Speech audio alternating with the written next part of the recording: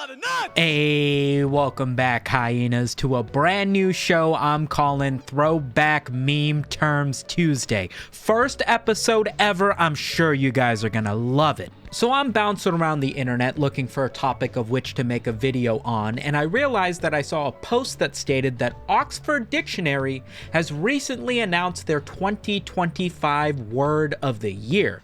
Now, you can imagine a company that effectively sells dictionaries probably has a hard time getting people to give a shit about their product unless they need to remember how to spell restaurant, or SumitoMedia, for instance, because you guys keep spelling it as S-O-G. But Sumito, I am but a humble radish farmer. I do not know these phrases. My computer is a typewriter duct taped to a GameCube. Can you please explain what ragebait is? I don't need to. We're already on the website that makes the dictionary. You don't think these guys can explain it to us? But in case you're unaware, ragebait is clickbait. You're familiar with clickbait, right? You're on YouTube, the absolute epicenter for all sorts of clickbait. Clickbaiting is when you make something more exciting to click by hyperbolizing, by exaggerating, by sensationalizing the title, the thumbnail, the headline of the article, the video, the Instagram post, whatever. If you see a fat pair of tits on your Instagram page and you feel like you just have to click it, I'm afraid you've been clickbaited. But if that specific instance of getting you to click does so by pissing you off, whether it be police body cam footage, or a fact that is so incredibly wrong and you know it is, or a celebrity giving their opinions on quite literally anything that makes you so mad that you decide, hey, I have to see what comes next, well, now you've been rage baited. But hey, at least you know what it's called now. Here's the thing with trying to understand anything on the internet by just looking up the definition, is that it lacks context. I would argue just telling somebody the definition of rage bait and then asking them for an example would not work whatsoever. Something that causes you to engage with it more because it makes you angry? I'm sorry, so rage bait is every ex-girlfriend I've ever had? I don't think that's quite right. Rage baiting on the internet requires a little bit of cultural understanding. Rage bait as a noun, sure, technically. Anything that makes you mad that gets you to watch for longer is rage bait. But rage baiting somebody, pissing somebody off specifically for the enjoyment of watching them be mad about something that you yourself aren't even taking that seriously, that's rage baiting. And I think we need a video example to understand. Oh, fuck you, The fuck you say to me, you little shit? How are you not in fucking school? You kiss your mother with that mouth? It's called you kiss your mother with that fucking mouth? Huh? Oh my god, why are you so great? Because the fucking youth of society. You shut up when I'm talking to you! You shut your mouth! This is an incredibly hilarious clip because A, it is rage baiting, but I would argue I gave you a little bit too advanced of an example. Listen, is Tyler Ninja Fortnite Blevins getting upset here because the kid said a slur on his live stream? Yes. Does that mean the kid rage baited him? No, just making somebody mad isn't rage baiting. You have to do it with malicious intent, with a bit of a nonchalant attitude as to the result. You have to not care enough. What actually happened here when the kid decided to mimic his laugh when he was trying to be too serious about, you know, exposing this kid for using such language and being so young, Tyler Ninja Fortnite Battle Royale Chug Jug with you Belvins here actually kind of rage baited himself. He wanted to take this seriously. He wanted to show this kid that it's not okay to use that kind of language, and when met with mockery, just exploded because the kid wasn't taking him seriously. He got rage baited by him. Did I say that already? Here is what I would argue is the most synonymous image macro to be paired with the phrase rage baiting. It is a roaring lion just inches away from a completely indifferent, I'm gonna go with chimpanzee. You let me know in the comments what kind of primate this is. This particular one is captioned, how it feels rage baiting bro on a topic that he's deeply passionate about and you know disgustingly little about. Look at the immense amount of emotion evoked. Like, they could have gone with any animal here, but they went with a lion mid-roar. Anger in the mascara-covered eyes in order to portray the one being rage-baited. They are very angry and are engaging with the monkey as a result of such. But equally important, the other half of the image to portray rage-baiting is the calm, sympathetic monkey. He does not care that the lion is angry. He would not care if the lion cared or not, but in either instance, he is ultimately peace, nirvana, borderline meditating, and the slight smirk, the slight smile indicates the enjoyment that he is receiving from witnessing the embodiment of rage created by something he said. This was his doing. I'm on a show. I'm on a national show. I can't stop and tell your sister happy birthday. Look, all you can say is just happy birthday, Candace. She's right here. She's not talking. She's shot. I'm not gonna. Happy birthday, Candace. I hope this year. Yeah, Candace, in your mouth, mother.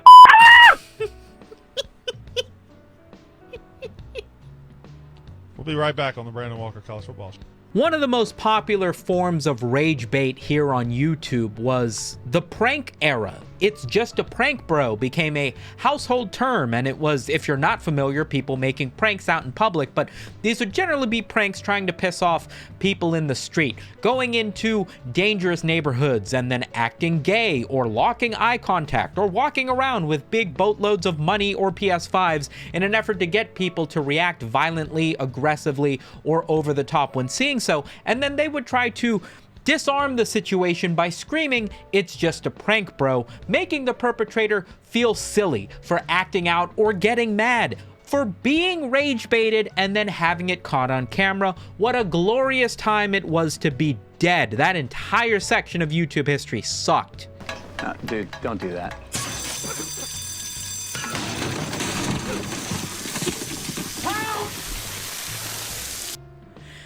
There is an entire genre of talk shows that are effectively nothing but rage baiting their guests. They might have some questions to ask and there might be some interesting bits of media, but a huge amount of rage baiting that takes place off of the internet, I would argue, come from these talk shows that I would argue a lot of also exist on the internet. Obviously, you have Zach Galifianakis's Between Two Ferns, which I have here. The entirety of the Eric Andre show is effectively just rage baiting comedians and what have you. You have any number of podcasts that are only aiming to make clips go viral.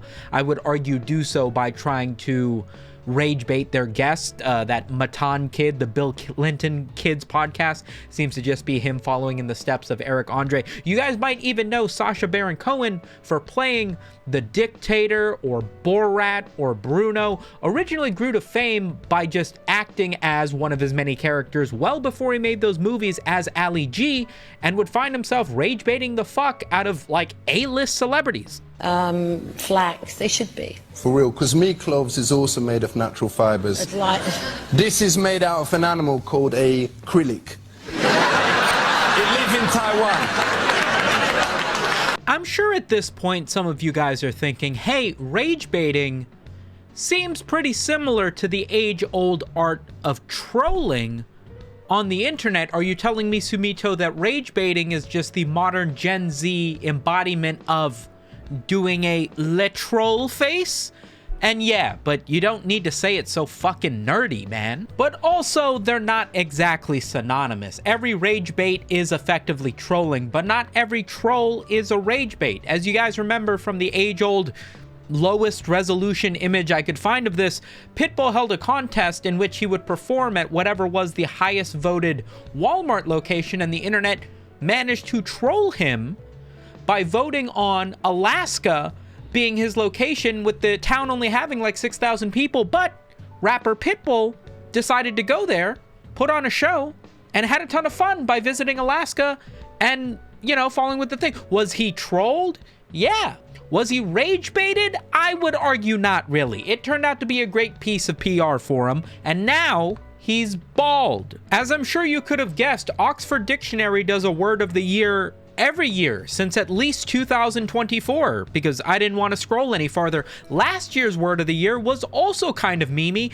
It was brain rot. Oxford defines brain rot as the supposed deterioration of a person's mental or intellectual state, especially views as a result of overconsumption of material, now particularly online content, considered to be trivial or unchallenging, also something characterized as likely to lead to some such deterioration. Why do they even fucking bother? This definition is useless. 6-1, 6-1, 6-1. 6-1, 6-1, 6-1. I know I joke, but that is genuinely the type of shit that people send me in DMs and be like, Sumito, you have to do a video on this new meme. Raise your fucking bar. Who would have thought a YouTube channel completely dedicated to showcasing you guys the best on the internet would end up with a group of audience members that can't find a fucking meme to save their life? You should be thankful I exist. Is he rage baiting? Was that rage baiting? I just learned that word 6 minutes ago. Oxford seems to be under the impression that people are using the phrase brain rot to refer to the decay of one's mental capacity due to overconsumption of media. Like your brain is literally rotting. And let's be real, I don't think anybody's ever used the phrase brain rot in that context. I mean, like, maybe a few, like, oh man, the brain rot is getting to me. Nobody fucking says that. Brain rot is very much used to describe low effort, repetitive, soulless content designed specifically to be consumed and thrown away. Sound a lot like slop?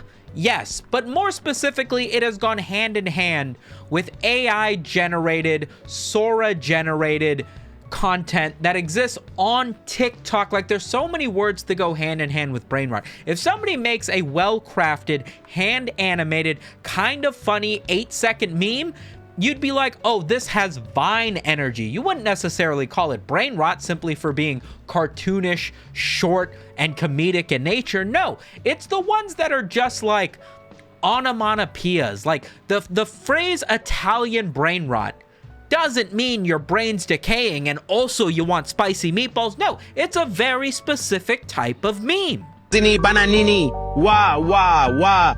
Bananucci, monkey, monkey, monkey. Tung, tung, tung, tung, tung, tung, tung, tung, tung, sahur. Anomali mengerikan yang hanya keluar lirili larila.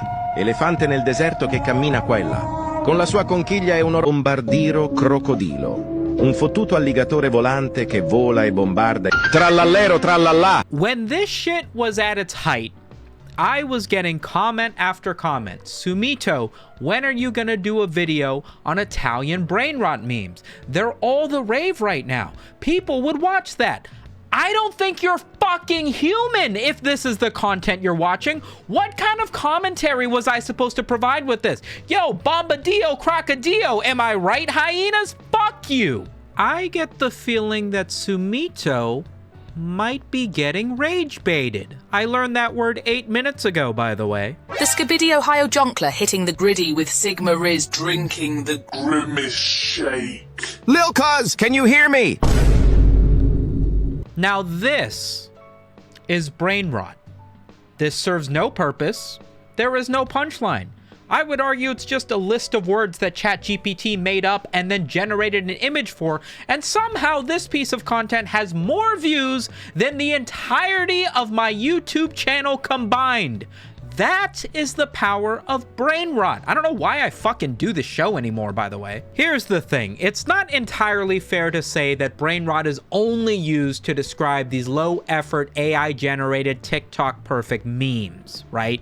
There is a sense of, like, deterioration in the sort of content that people watch. A lot of people have referred to it as the slopification or the slop economy of YouTube. These lower effort pieces of content used to be things that were like talking head videos, much like what you're watching now. But since the bar has been made so low for anybody to be able to make a YouTube channel, it used to be unheard of for you to make a video on your phone and then upload it to YouTube. Everybody was under the impression you at least needed a half-decent camera and microphone. Low audio quality and low video quality means nobody's gonna watch your video.